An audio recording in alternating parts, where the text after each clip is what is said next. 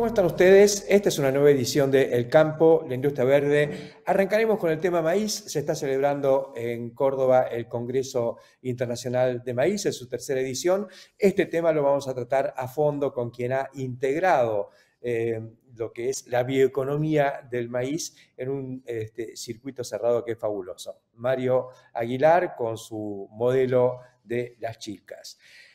Conversaremos luego sobre el tema girasol, otro producto que este año se las trae. Se están dando condiciones muy interesantes. Conversaremos con Leandro Barcos, que es el responsable de la plataforma Girasol de Syngenta. Mucho para conversar sobre novedades tecnológicas, situación de mercado, ver qué es lo que está pasando con esto y también de acuerdo con las perspectivas climáticas que se esperan para esta campaña. Conversaremos con Ana Fernández Mouján, mostrándoles lo que sucedió en el reciente congreso de APRESID, donde se presentó el cabezal de fibra de carbono ultraliviano de GFAS y allí tuvo realmente mucho impacto, mucho éxito, porque pareciera que entra a pegar fuerte esta idea de que la siembra directa arranca con la cosecha. Y como siempre, Jorge Castro y su visión hoy con lo que está pasando con el algodón, nada menos que en Brasil, número 1 del mundo. Enseguida arrancamos entonces. Auspicia Chomel, para su fertilizadora destinada a microgranulados y sembradora de pasturas línea Spin. Chomel. Una vez que arrancamos, no paramos. Imagina poder crecer sin límites. Y pesa Silo. Si lo imaginamos, podemos. Encontrá las mejores recetas criollas en carneargentina.org.ar. Surcos, agroinnovación en red.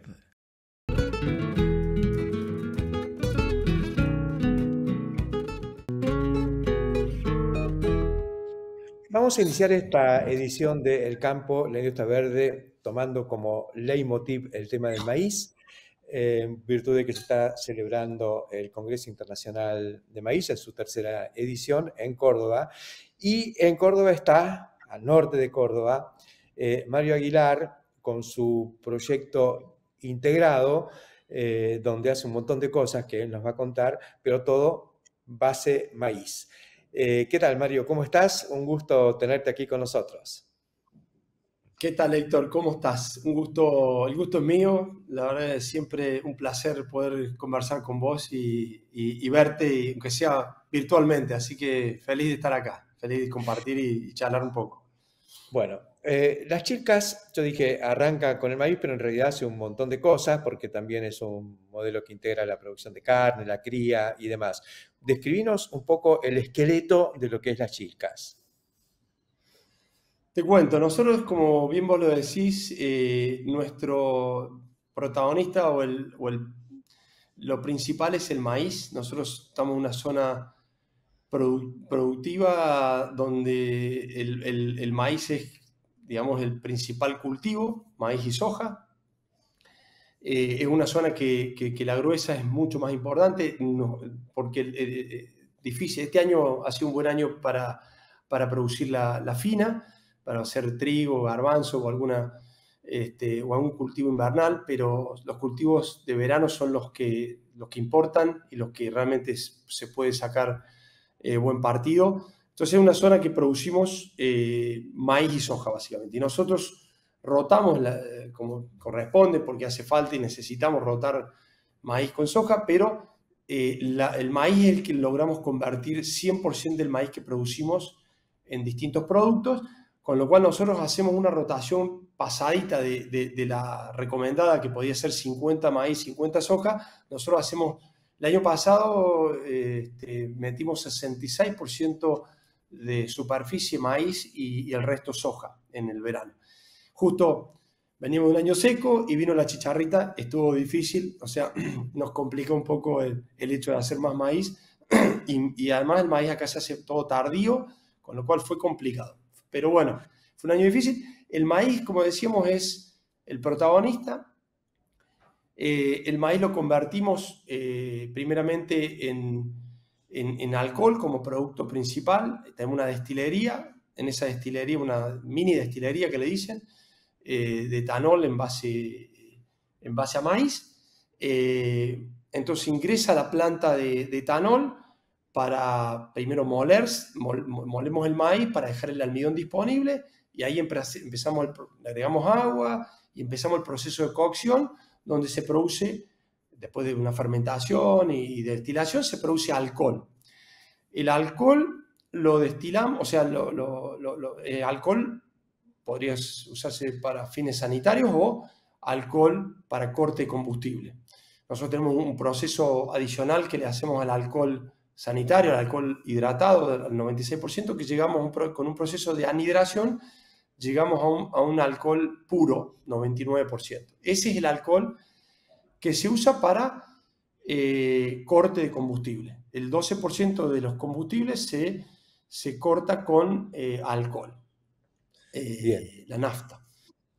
Ese es el producto principal de la destilería y como subproductos, nosotros producimos lo que sería la burlanda, que todavía es un desperdicio, algo que sobró, que no es un desperdicio claramente, que nosotros lo usamos para alimento, porque es rico en proteína y energía, y así húmedo como sale de la planta, lo usamos para el feedlot, porque los lugares están pegados. O sea, nosotros en la misma producción, en el mismo lugar donde hacemos el maíz, tenemos el feedlot y tenemos la planta de alcohol y tenemos la granja de cerdo, y, o sea, toda la producción está en un solo lugar.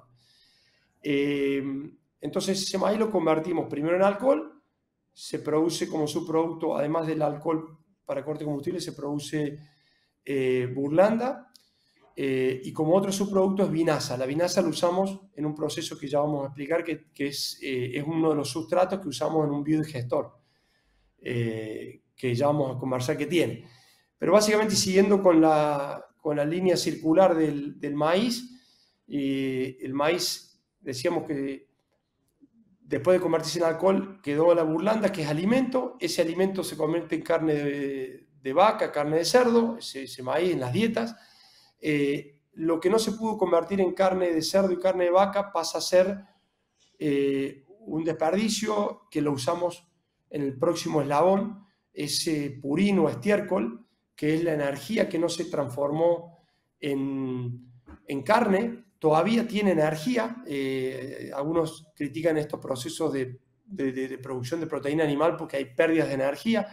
Nosotros esas pérdidas de energía todavía las capturamos y las llevamos a un biodigestor, y ese estiércol y ese purín son parte de los sustratos que necesita el biodigestor para producir biogás. El biodigestor produce como producto principal biogás, que se utiliza en la planta de la destilería de maíz para producir vapor y para el proceso de cocción, el calor. Y el biólogo, el biofertilizante, el digestato, que sería el desperdicio, lo que sobra de la producción de biogás, es biofertilizante, nitrógeno y fósforo principalmente, que vuelve al suelo para producir maíz nuevamente. Esa es la economía circular de las chilcas, y así es como producimos, básicamente empezando por el maíz, convirtiéndolo en distintos procesos productivos, en distintos productos, alcohol, carne de vaca, carne de cerdo, y después lo que sobra de esa producción de alcohol y de proteína animal, se convierte, ese desperdicio, ese estiércol de purín, pasa a ser un sustrato para un biodigestor que nos produce de vuelta biogás, que es calor que necesitamos en el proceso productivo, y biofertilizante que vuelve al suelo para producir nuevamente maíz. Eso es básicamente... Maravilloso. y cómo lo contás. Vamos a poner un poquito de números. El criadero de cerdos, ¿cuántas madres tiene? ¿Cuántos cerdos tenés? ¿Y cómo es un poco la estructura de eso? En la granja nosotros tenemos 1.200 madres en producción. Tenemos la capacidad para producir 3.000 capones que vendemos por mes. Son 36.000 capones por año. Básicamente la producción de cerdos se habla de cuánto producís por semana. Es tan estable y es tan fija que nosotros producimos más o menos 700 capones por semana. Capones que pesan entre 128 y 130 kilos, capones pesados que van para la industria o para el consumo de carne fresca. Y básicamente eso es lo que producimos en un ciclo cerrado. Nosotros tenemos las madres, tenemos la propia producción de nuestras madres y nuestras abuelas, la genética, y bueno, y de ahí salen la carne, que sería el capón. Y básicamente eso es la producción. El maíz sale en 4 patas de cerdo, pero además sale también en 4 patas de novillo. ¿De cuántas cabezas hablamos?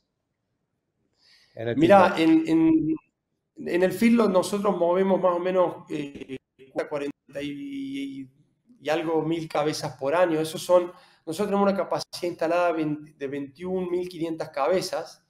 En capacidad instantánea, con lo cual producimos más o menos 5 o 6 millones de kilos de carne de vacuno, y no te mencioné más o menos 4.8 millones de kilos de cerdo por año. Esa es la producción.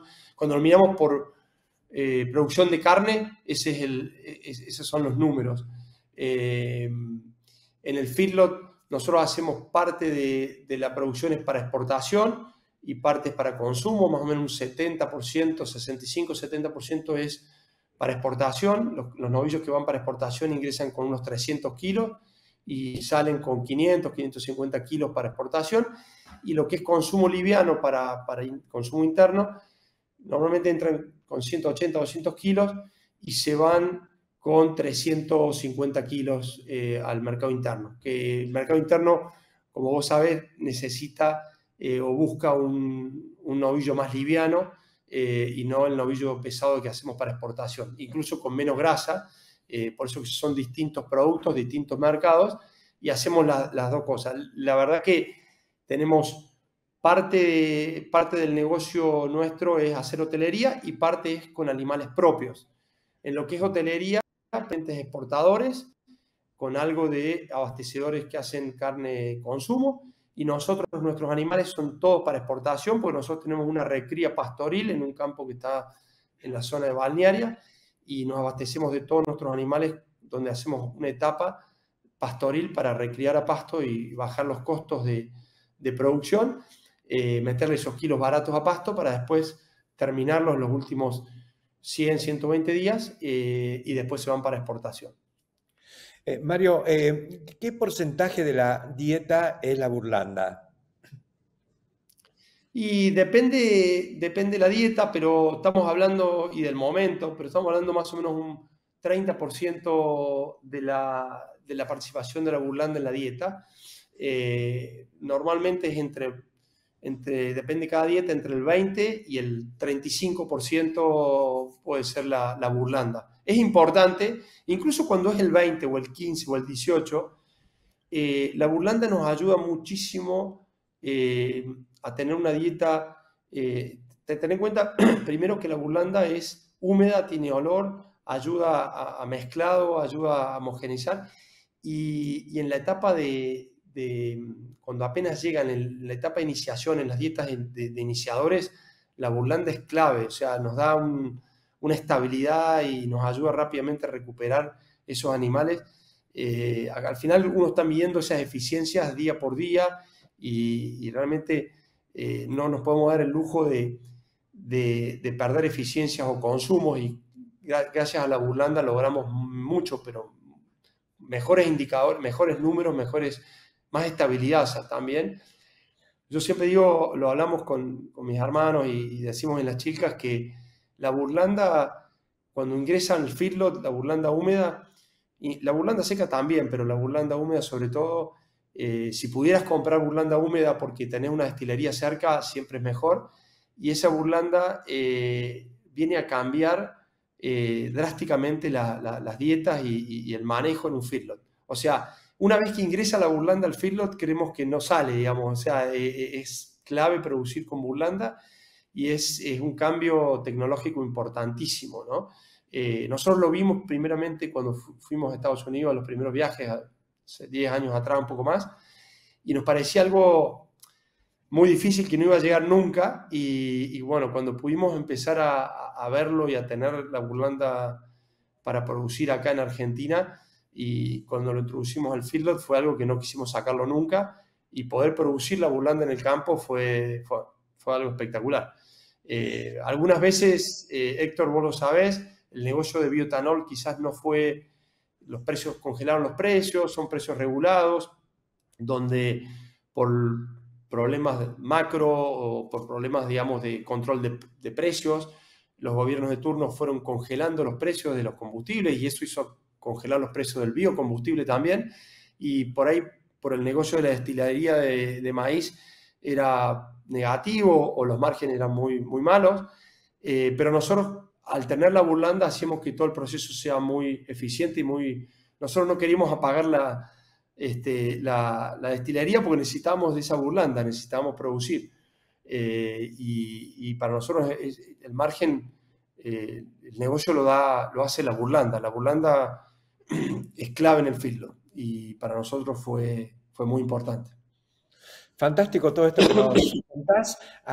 Estás a unos 150 o 200 kilómetros al norte de Córdoba. Sí, exacto. 180 kilómetros al norte de la provincia de Córdoba. O sea, tenemos 600.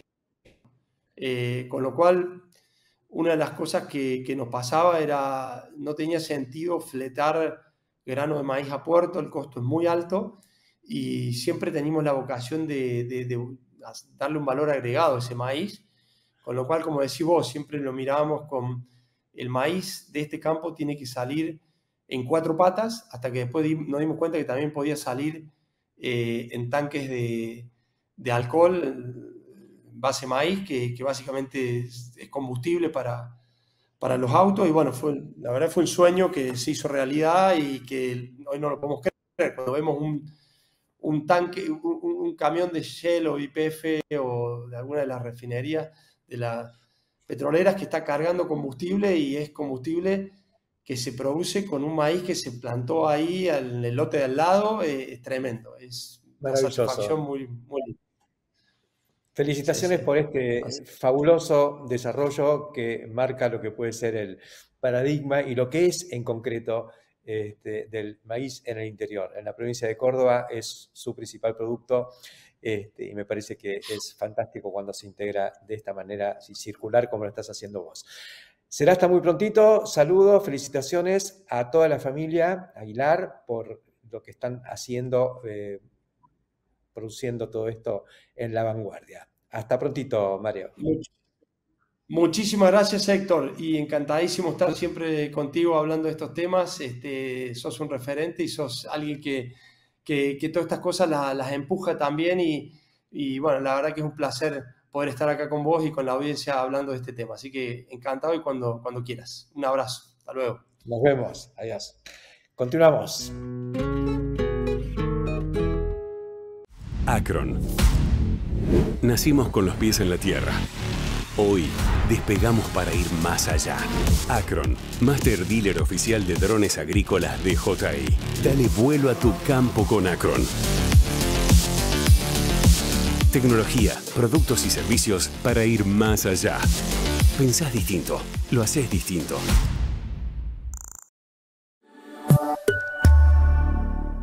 Aceitera General Dehesa. Acopiamos confianza. Tenés un agronegocio y querés expandirte. Tenés que cobrar, pagar e invertir. Tenés la app Galicia Office. Tenés que comprar maquinaria y hacienda. Tenés financiaciones pensadas para tu negocio. Tenés atención 24/7. Tenés Galicia.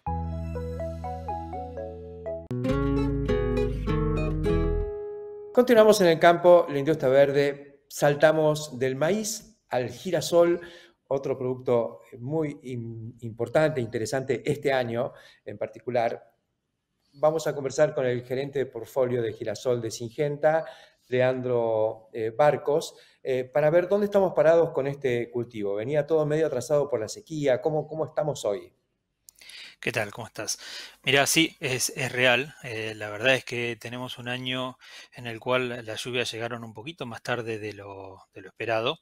Generalmente la ventana de siembra arranca el 15 de julio, pero recién la semana pasada y la anterior tuvimos dos lluvias que permitieron, digamos, el comienzo de la siembra en donde arranca la siembra de girasol, que es allá arriba en el Chaco, y después posteriormente en el norte de Santa Fe. Así que sí, por suerte hoy podemos decir que arrancó la siembra, ya están las máquinas en marcha y se está sembrando. Se está sembrando. ¿Y qué se está sembrando? Ustedes tienen, dentro del portfolio, tienen una serie de productos en los que han venido incorporando no solo genes de mayor productividad, sino también distintas estrategias para el manejo. Sí, a ver, hace años ya que se ha incorporado la tecnología CL al mercado. Nosotros hoy nuestros portafolios están todos basados en esa tecnología, lo que le permite al productor hacer un manejo, digamos, de herbicida un poco más correcto. En el norte tardó un poquito más en llegar, pero ya hoy podemos hablar también de que la gran mayoría de las semillas sembradas están con esta tecnología. A eso se le suman también mejoramientos genéticos para control de Downy Mildew, para mejores comportamientos frente a Downy Mildew, mejores comportamientos frente a Phomopsis, que si bien en el norte no es un problema, sí lo ha sido en las últimas campañas en la zona sur y en la zona oeste. Ahí es donde, digamos, los avances tecnológicos y los híbridos renovados han hecho que la performance sea mucho mejor y sea mucho más estable para el productor. ¿Cuáles son las amenazas que vos ves para el producto? Algo mencionaste hablando de enfermedades, eso es donde fundamentalmente hay que prestar atención. A ver, amenazas. La gran amenaza es que el cultivo de girasol, al igual que el resto de los cultivos, es una fábrica a cielo abierto. Entonces ahí dependemos mucho de factores climáticos. El girasol tiene un alto potencial, muchas veces, y sobre todo campañas como las que vienen ahora, en la cual cuando miramos y escuchamos a la gente que habla de clima, que sabe mucho, nos habla de que estamos entrando en un año seguramente que estamos transitando una neutralidad para ir hacia una niña débil o una niña per se. Eso al girasol, un cultivo que tiene sus características, digamos, la exploración dentro del suelo, que va a buscar agua mucho más abajo que el resto de los cultivos, llegando casi hasta los 3 metros a la búsqueda de la napa y del agua, lo ayuda o mínimamente lo deja en muchas mejores condiciones que a otros cultivos de cara a las campañas como la que nos vamos a encontrar a partir de ahora.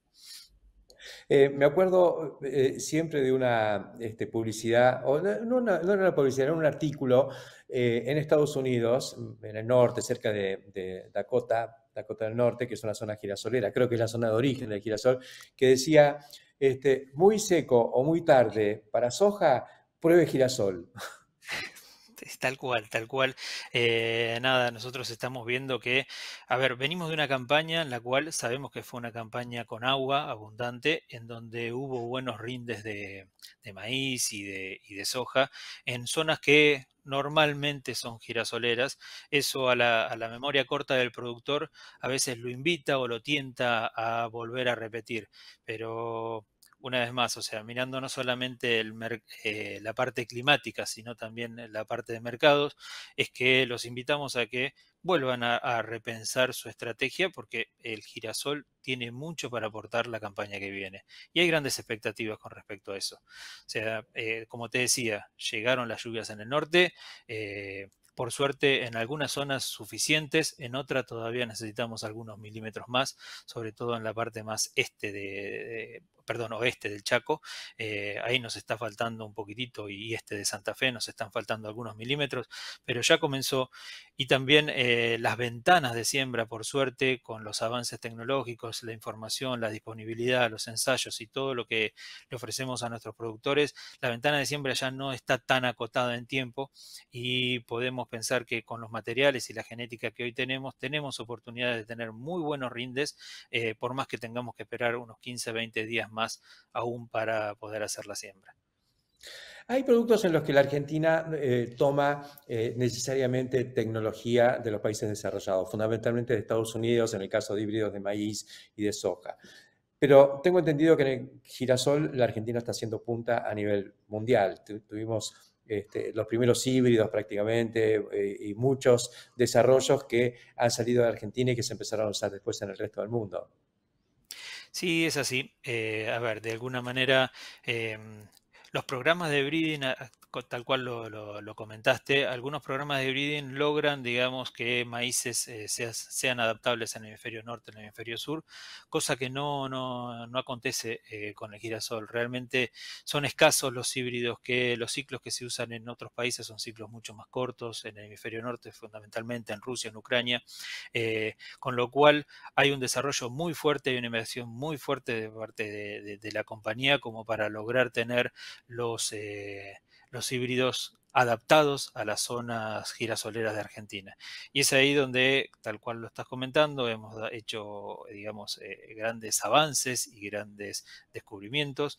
Es más, hace muy poquito, hace 2 años, se lanzó una tecnología en el hemisferio norte, que es la tecnología EAR, que fue un descubrimiento que nació, digamos, en Argentina. O sea, el descubrimiento estuvo por parte de Nidera hace ya varios años, y hoy por hoy ya es una realidad en Europa, y esperamos que en un par de años también sea una realidad para la Argentina.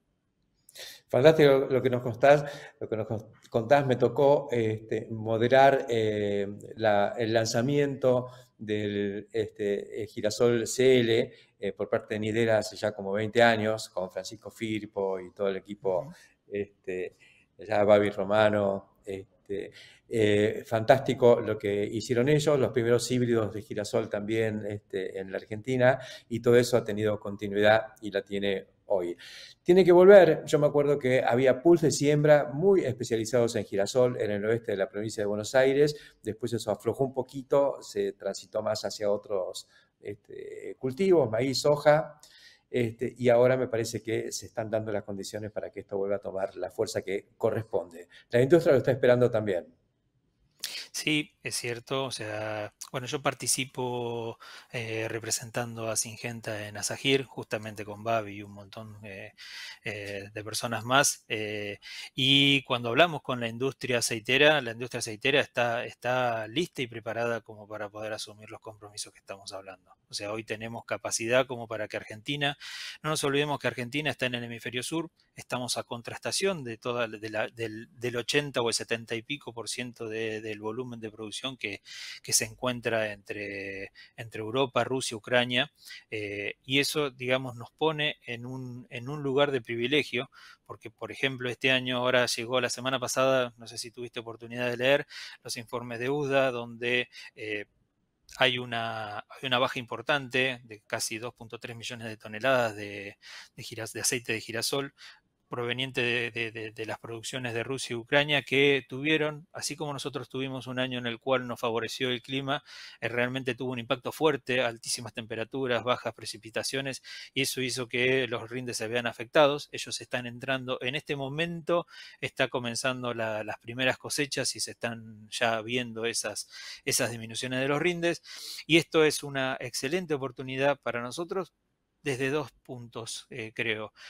Por un lado, la oportunidad de poder suplir esa demanda. Hoy por hoy la estimación de stocks a nivel global la dejan muy por debajo de los últimos 3, 4 años. Hablábamos de un nivel de stock de 12, 11 y 8%, y para esta campaña la estimación es del 4,9, el índice, digamos, de stock versus consumo.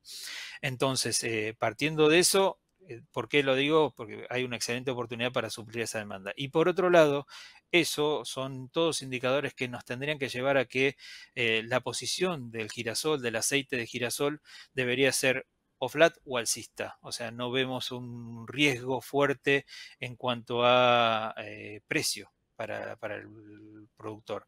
Girasol tiene la particularidad que no hay un forward como sí lo hay para otros cultivos como el trigo, el maíz y la soja, sino que es más spot con respecto a los puertos y el consumo de aceites en Europa. Pero estas tendencias acerca de baja de producción en los principales países hace suponer, digamos, que va a haber una escasez, y cuando sabemos que cuando hay una escasez, ahí es donde hay una oportunidad de precio. Así que también es un punto que yo invito a los productores a que busquen algo de información que les va a dar esta tranquilidad de que el precio debería ser al menos levemente alcista, al menos. Muchísimas gracias por contarnos todo esto y esperamos que el mensaje llegue.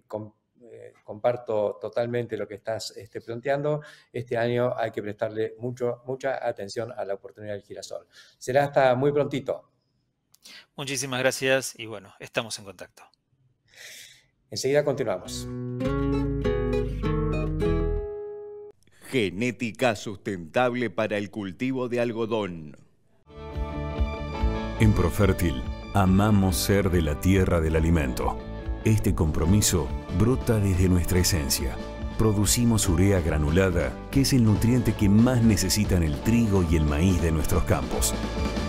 Profértil, vida para nuestra tierra. Matbarrofex. Trabajamos para proteger las transacciones y transformar el mercado de capitales.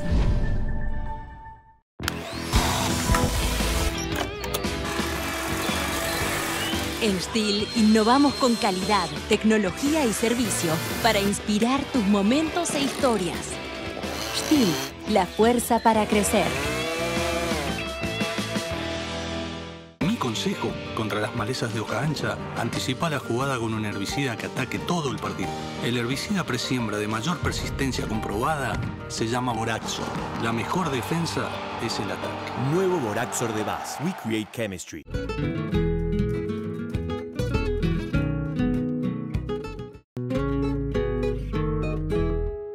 Y bueno, Ana, sueño cumplido. Estás en el Congreso de APRESID. Finalmente, Héctor. Finalmente. Hace años que querías venir, sí. Y siempre faltaba algo, o no teníamos el cabezal disponible, sí, o sí. no había un lugar adecuado para ponerlo. Acá estamos. Acá estamos, y por primera vez que se hace en la Rural de Palermo, o sea que estamos más cerca además, pero en un lugar invadido y explotado de innovación, de tecnología, de cosas interesantes. Y bueno, presentes acá en APRESID con el cabezal de cosecha GIFAS. Sin duda el lugar indicado, porque acá vienen los innovadores y los inquietos, jóvenes de mente, porque vienen algunos tipos como Hernando Terrendi, sí, de los 80 años, Jorge Romagnoli. Jorge Romagnoli, bueno, todos desfilando por acá y ya conociendo, porque ellos siempre están en la punta, pero viendo y saludándote porque estás acá. Sí, la verdad que es un placer recibir a todos, porque desfila gente que ya de APRESID de siempre, los nuevos, los jóvenes que ven la innovación y la captan rápidamente. Vos decís qué brillantes que son y qué avidez por la innovación. Y entonces pescan todo lo que uno les cuenta rápidamente, y es un placer hablar con todo el mundo. Bueno, algunos, mirá que estamos con esto desde hace tiempo, sí. Y siempre incorporando conceptos, ideas, más allá de la realización concreta, pero ver en qué paradigma estamos. Y un chico nos dice, mira, la siembra directa arranca con la cosecha del cultivo anterior. Exactamente. Es así, porque en la historia lo primero que hay en siembra directa es la soja sobre trigo. Exacto. Y la soja sobre trigo con la labranza y con la cosecha convencional era imposible, porque había que, bueno, desparramar el rastrojo, disquear, incorporarlo, arar, pasar rastras. 10 pasadas antes de dejar el cultivo implantado. Cuando llegó la directa, cambió todo. Pero ahí apareció el problema principal, que es cómo manejamos ese rastrojo. Exactamente. Y bueno, por eso estamos acá con el cabezal stripper. Totalmente diferente lo manejamos al rastrojo. El rastrojo del convencional, del cabezal convencional, te deja ese colchón que tira la cosechadora por la cola y genera ese colchón que hace que cuando la sembradora pasa, mucha de la semilla que se tiene que implantar no se implanta porque no penetra, porque no corta y la semilla queda flotando en ese colchón. En cambio, con el stripper, la planta queda en pie, no corta, sino que cosecha solamente el grano. Al dejar la planta en pie, la sembradora va haciendo el surco fácilmente, muy suavecita, y la semilla se implanta perfectamente, la tenés que ir a buscar bien adentro y se implanta. ¿Qué hace eso? Que las hojas de segunda, el rinde de las hojas de segunda aumenta un 20%, entre 4 y 5 quintales por hectárea de mayor rinde en el cultivo de segunda, las hojas. Porque ahí se acumula un poco el beneficio de poder cosechar antes, claro, y esos son quintales cuando sembrás las hojas antes, y además podés sembrar más rápido y más hectáreas por día, lo cual también significa anticipar la siembra, claro, gracias a que está esta cuestión de que el mejor tratamiento del rastrojo es no tratarlo, sino dejarlo en pie. Dejarlo en pie, claro, porque lo que te pasa con el colchón ese, que al bajar, o sea, al atardecer, la humedad hace que eso se atasque, entonces tenés que parar la siembra, son pérdidas de tiempo, de horas. En cambio, con este sistema, las horas aumentan, es casi una semana, más o menos, prácticamente. Eso es valiosísimo. Es así. Lo que se ve, pero de manera muy clara, es cómo la gente, y sobre todo los chicos, ¿no? Los jóvenes la ven de entrada, ¿no? Y se preguntan, bueno, pero esto hubo unos strippers hace unos años, ¿qué pasó con eso? ¿Por qué algunos, los que lo tenían, lo dejaron de usar, quedaron ahí? ¿Qué pasó? ¿Y qué pasó? Bueno, lo que pasó es que se dejaron de usar porque eran muy pesados, eran chicos, y no se podía ir rápido, o sea, la velocidad tenía que ser, o sea, te pedía ir más rápido, pero el peso hacía que la cosechadora se atascara, bueno, se quedara. Entonces, dejaron de ser prácticos, realmente. Entonces, con este sistema, que además el sistema es hiper eficiente, pero ¿qué hicimos nosotros? Lo hicimos de fibra de carbono. ¿Qué permite eso? Que al ser mucho más liviano, te permite aumentar el ancho de labor. Entonces, la eficiencia se duplica, es mucho más interesante. Es así, los strippers que yo conocí en aquel momento eran de 18 pies, llegaban hasta 23 y ahí quedaban. Claro. ¿Hoy en qué medidas estás? Hoy estamos de 20, 23, porque para arroz con taipas prefieren que sean más chicos, 20, 23, 30, 35, llegamos a 42 pies. Un stripper de 42 pies. Para cosechadoras clase 8, 9. 8, 9 son fantásticos. Sí. Duplicás la capacidad, así que imagínate lo que es cosechar con un stripper de 42 pies cuando duplicas la capacidad. Lo que hemos visto es que la reducción, y eso está medido porque los sistemas de monitoreo que tienen las grandes marcas permiten ver el consumo de combustible, por hectárea, por parcela. Sí, el consumo de combustible se reduce entre un 40 y un 50%, con lo cual la ecuación también eso para el productor y para el contratista es fundamental. Estás haciendo más rápido la cosecha con la mitad de combustible. Pero además, vos fíjate que la cosecha hoy, por poner un módulo, puede costar por contratista en el orden de los 80, $100. Sí. Si ese contratista hace hoy, ponerle 40 o 50 hectáreas por día con el sistema convencional, cambia la plataforma por un stripper, pasa a cosechar el doble, pasa a cosechar 40 hectáreas más por día. A $100 por hectárea son $4.000 por día de diferencia de capacidad de facturación por contratista. Exactamente. Y si al contratista vos, como productor, le pagás un plus para que pueda usar un cabezal stripper, seguís haciendo un excelente número. O sea, dale un poquito más Hagámoslo más a fondo, porque vos dijiste que la diferencia de rendimiento es de 5 quintales en la soja de segundo, y eso está medido, lo vi yo personalmente en los números que te han mostrado quienes los están usando y demás. Esos 5 quintales a un precio de $30 por quintal, en el caso de la soja, son $150. La diferencia que hace el productor son $150. Si paga $15 más por la cosecha o $20 más, es el 10% del beneficio que tiene. Sí, sigue teniendo un beneficio enorme. Y el contratista gana, o sea, es win-win. Sí. Entonces hay que pensar un poco toda la ecuación, no solamente esa parte. Me parece ideal este concepto de que la siembra directa arranca con la cosecha. Sí. Y ahí lo más revolucionario que hemos visto, yo diría, bueno, yo no tengo 100 años, pero pronto los voy a tener, pero en 100 años de estar en esto, no he visto un cambio más revolucionario en los sistemas de cosecha que la incorporación del stripper. Exactamente, sí. Buenísimo estar acá, es el lugar indicado, APRESID, porque es la innovación, pero además es la siembra directa. Insisto, la siembra directa arranca con la cosecha con el stripper. Exacto. Y acá estamos en APRESID, compartiendo con todos ustedes esta innovación que es el cabezal stripper ultra liviano G-Fast. Así que, bueno, un nuevo aporte para APRESID y el campo. Agricultura argentina. Y del mundo. Mundo. Porque estamos exportando también al mundo. A Paraguay, Uruguay. Fantástico. Así que bueno. Somos Cestari, somos pioneros y especialistas en tolvas autodescargables. Estamos presentando la línea S6, nueva generación en tolvas. Somos Cestari, escribimos la historia, siempre junto al campo, la industria verde. Registramos a todos los trabajadores rurales y empleadores del país. Entregamos la libreta de trabajo rural Renatre.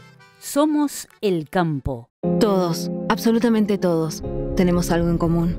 La tierra. En Syngenta asumimos el compromiso de liderar y compartir la iniciativa del cuidado de nuestro suelo y de sostenerlo en el tiempo. Por eso, cuando hablamos de transformar el presente, podemos sostener nuestra mirada. Syngenta. Somos sustentables y hacemos lo que decimos. Tolvas autodescargables Mainero. Eficiencia, agilidad en cada movimiento. Robustez con el equilibrio justo. Simple y versátil. El equipo de cosecha Mainero, el más completo del mercado. Superarse es posible.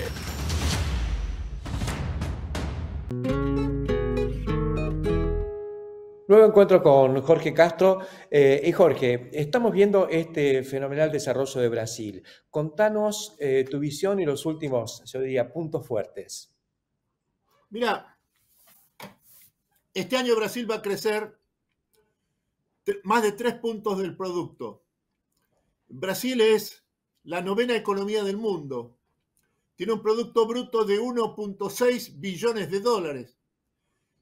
Lo que esto significa es que ha sido el negocio del agrobusiness, el agronegocio, el que ha colocado a Brasil en esta situación mundial, porque se ha convertido en el sector de mayor productividad de su sistema económico. La última novedad de extrema importancia para la Argentina es el hecho de que en el ciclo 2023-2024, Brasil se ha convertido en el primer exportador mundial de algodón, con una producción colocada en el sistema mundial de 1.87 millones de toneladas, lo que la coloca en una situación de vanguardia respecto a los propios Estados Unidos, que ha sido históricamente el primer exportador mundial. El dato, en definitiva, más importante es que este fenómeno de la aparición, de la conversión de Brasil en un gran exportador mundial de algodón, es un fenómeno verdaderamente históricamente reciente, no más de 20 años. Es el resultado de la aparición en gran escala del agronegocio brasileño, que es un sector de alta productividad, alta intensidad en capital y alta intensidad en tecnología. En definitiva, acá lo que está en juego es el hecho de que en Brasil hay una nueva agricultura que compite internacionalmente entre las primeras del mundo en un sentido estricto en términos de exportaciones, es la primera del mundo, lo cual coloca a la Argentina en una situación extremadamente importante desde el punto de vista estratégico, porque significa que entre Brasil y la Argentina y el conjunto del Mercosur, acá se encuentra la principal plataforma de producción de commodities agrícolas y de proteínas del mundo. El dato más importante, en definitiva, para concluir, Héctor, es que en la década del 20 al 40, durante más de 20 años, la Argentina, con epicentro en el entonces territorio nacional del Chaco y también en Salta y en Formosa, fue uno de los centros mundiales de producción de algodón. Esto fue lo que atrajo una enorme inmigración europea, sobre todo al entonces territorio nacional del Chaco, y colocó la producción de algodón como el centro de la producción agrícola de toda esa región del norte de la Argentina. Muchas gracias, Jorge. Más que interesante lo que nos comentás. De pronto Brasil emerge como número 1 en algodón, ya está peleando el primer puesto en maíz, tiene el primer puesto en soja, primer productor mundial de proteínas animales, carne bovina, cerdos. Impresionante. Gracias por estos comentarios que ratifican esta tendencia y que no debemos preguntarnos, como por ahí algunos lo hacían hace 30 años, producir más para qué. Brasil produce cada vez más y parece que saben para qué. Gracias, Jorge. Hasta la semana que viene. Snack Crops, Sociedad Anónima, líder mundial en la comercialización de especialidades con fuertes raíces en Argentina, lo invita a sembrar maíz pisingallo y girasol confitería para sus mercados en más de 60 países.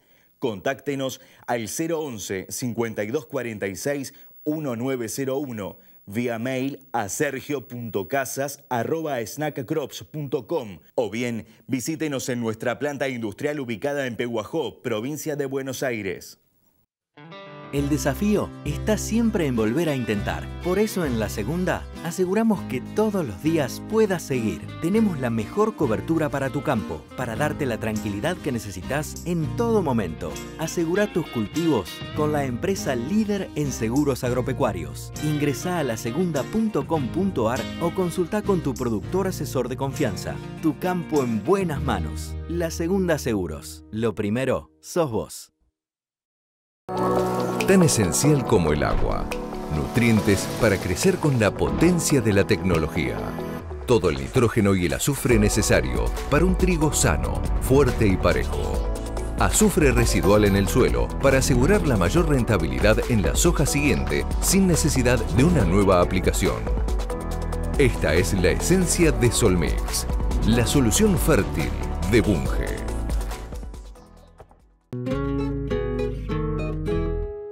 Bueno, creo que hemos redondeado un programa interesante. Cuando decimos redondeado, tengo la referencia del 360, la bioeconomía del maíz, lo que está haciendo Mario Aguilar en Córdoba, pero que en realidad es lo que está pasando en toda la provincia de Córdoba, un poco como punta de lanza de lo que es el maíz como nodo central de la economía argentina. Es la principal industria del país.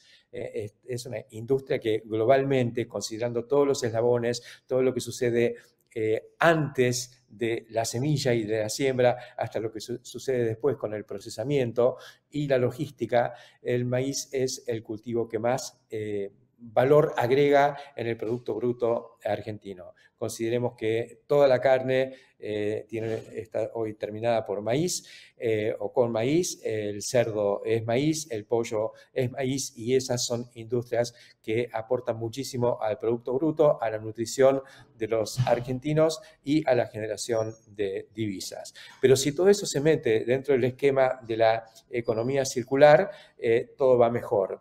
La saga de los biocombustibles en la provincia de Córdoba es un poco la ampliación en macroescala de lo que está haciendo en ese circuito que no es tan chico, que tiene Mario Aguilar ahí en Villa de María de Río Seco.